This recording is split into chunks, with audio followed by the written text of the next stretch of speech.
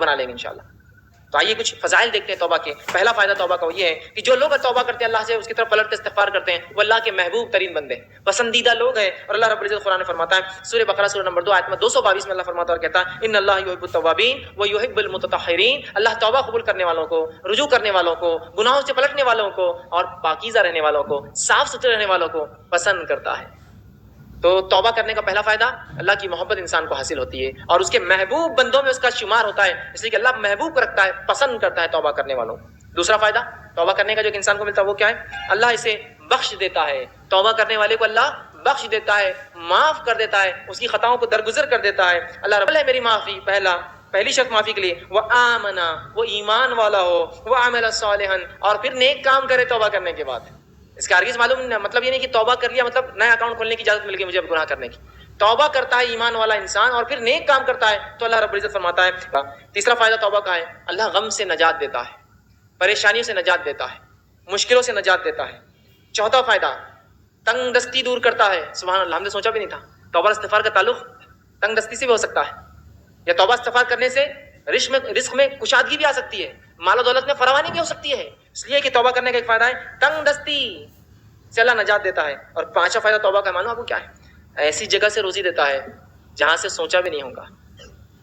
تنگ دستی بھی دور ہوتی ہے، غم بھی دور ہوتے ہیں، اور ایسی جگہ سے روزی ملتی ہے، روزی سمجھتے ہیں نا آپ، رزق ملتا ہے جہاں سے سوچا بھی نہیں ہوگا، گمان بھی نہیں کیا ہوگا، فہم میں بھی نہیں لایا ہوگا اس نے۔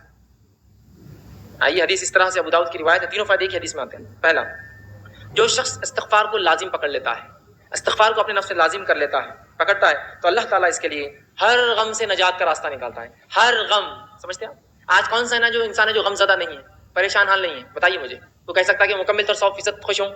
ہم تو ہر حال میں اللہ کا شکر تو ادا کرتے ہیں، لیکن کہیں نہ کہیں پریشانیاں ہیں ہمارے پاس۔ پریشانیوں کا حل توبہ اور استغفار۔ ہم نے تو کبھی سوچا ہی نہیں تھا کہ غم کا علاج بھی استغفار ہو سکتا ہے۔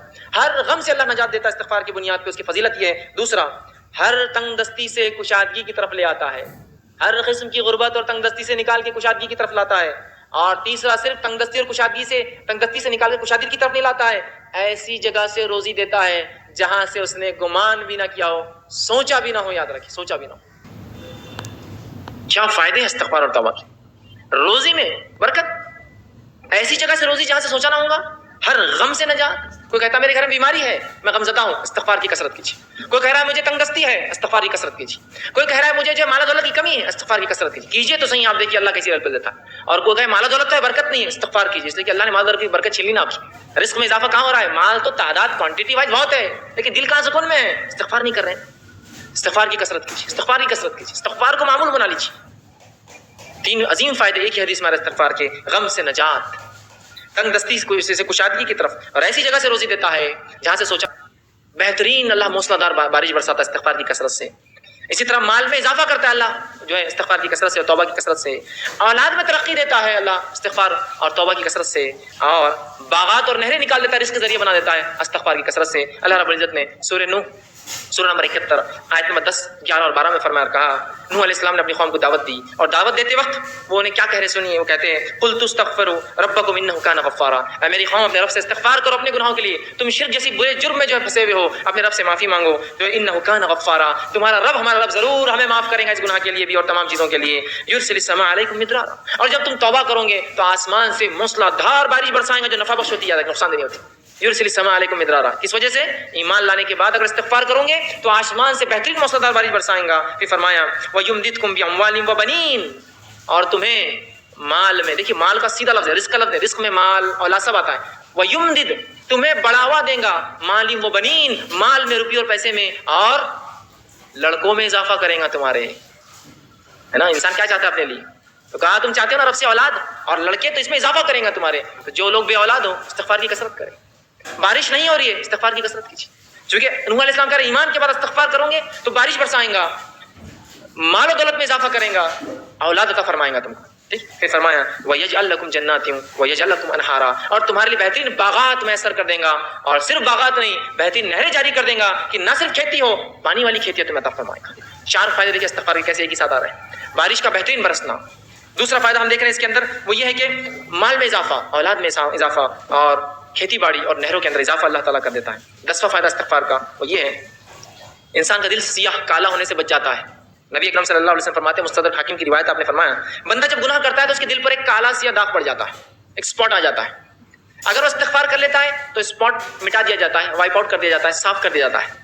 لیکن اگر وہ توبہ اور استغفار نہیں کرتا تو داغ بڑھتا جاتا ہے، بڑھتا جاتا ہے، بڑھتا جاتا ہے، حتیٰ کہ اس کا پورا دل کالا ہو جاتا ہے. یاد رکھیے، تو اگر انسان توبہ استغفار کرتا ہے تو دل صاف ہو جاتا ہے، وہ دھبا دل سے نکل جاتا ہے جو گناہ کی وجہ سے لگ جاتا ہے دلوں کے اوپر. لیکن آج گناہ کرنے کے بعد بھی ہم کہاں رجوع کرتے ہیں، استغفار کرتے ہیں، ہے نا. اس لیے کہا جاتا ہے ہمارے دل تو آج کالے ہو چکے ہیں، اس لیے کہ ہمارے اعمال کالے ہیں. استغفار کرنے سے دھبا مٹتا چلا جاتا ہے. گناہ ہوا استغفار کیجیے، توبہ کیجیے، دھبا مٹ جائیں گا. تو دل کالے ہونے سے بچ جاتا ہے، اور جب استغفار کرتا ہے تو دل چمکا دیا جاتا ہے، صاف کر دیا جاتا ہے. اسی طرح 11واں فائدہ توبہ اور استغفار کا وہ یہ ہے کہ توبہ اور استغفار سے کتنا ہی گناہ، بڑا گناہ کیوں نہ اللہ معاف کر دیتا ہے. توبہ اور استغفار جب انسان کرتا ہے نا، کتنا ہی بڑا گناہ آپ نے اور ہم نے کیوں نہ کیا ہو، اللہ معاف کر. کتنا ہی بڑا، اور سب سے بڑا دنیا میں گناہ کون سا ہے؟ اللہ کے ساتھ شرک کرنا. اگر شرک کرنے والا بھی توبہ کرے سچی، تو سچی توبہ کے بعد اللہ اس کے شرک کو بھی معاف کر دیتا ہے، زنا کو بھی معاف کر دیتا ہے، کفر کو بھی معاف کر دیتا ہے، نفاق کو بھی معاف کر دیتا ہے، ہر قسم کے گناہ کو معاف کر دیتا ہے. اور نماز اگر چھوڑتا ہے، تارک الصلاۃ، نماز چھوڑنے والا، تو اس کے گناہ معاف ہو جائیں گے. لیکن توبہ سچی ہو، اور توبہ کی شرائط میں انشاء اللہ آ گیا ہوں گا. لیکن جو بات آیت گزری آگے وہ یہ ہے کہ ایمان لانے کے بعد عمل صالح بڑھ جائے، یہ توبہ کی شرائط ہے. ورنہ یہ نہیں کہ توبہ کر لی اور اگلا گناہ کرنا پھر شروع کر دیا. گناہ کرنے سے ہر گناہ کی معافی، توبہ کرنے سے ہر گناہ کی معافی ملتی ہے. ہر گناہ کی شرط یہ ہے کہ موت سے پہلے یا قیامت کی کوئی بڑی علامت آنے سے پہلے یہ کر لیا جائے، موت سے پہلے. ان گناہوں کے بعد اگر کوئی توبہ کر لے، شرک کیا تھا، قتل کیا تھا، جو کچھ کیا تھا، اگر توبہ کر لے، وہ آمنا، اور پہلی شرط ایمان لائے، اور الحمدللہ ہم تو مسلمان ہیں تو ایمان تو